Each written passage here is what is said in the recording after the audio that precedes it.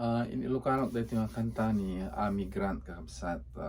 Iti title na ket Thy Word, naadaw man iti Psalm 119 verse 105. Sabi ko mata, magustuhan ninyo, mabendisyon lang kayo.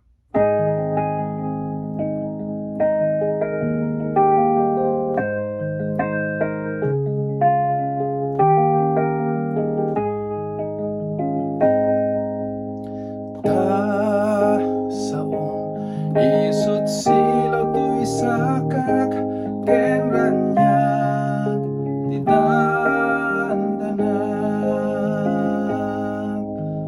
Tasaw isut silaw to'y sakak ken ranyag ti dandanan.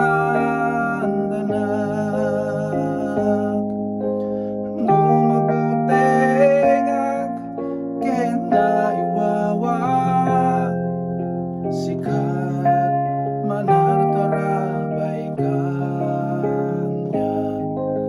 Awan ti pagdutngag taimam kipkipinaenag ingganat tumpal daytoy biyak.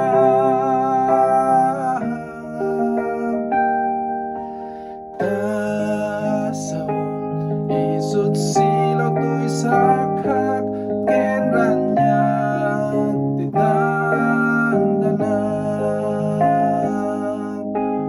Tasaw isut silaw to'y sakak ken ranyag ti dandanan.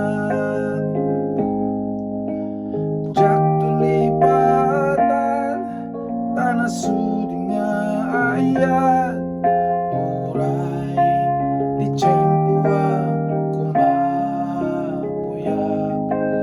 Jesus si dalanag tenglen daytoy imima tayayaten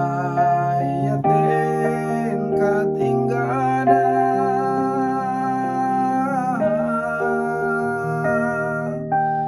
Tasaw isut silaw to'y sakak ken ranyag ti dandanan.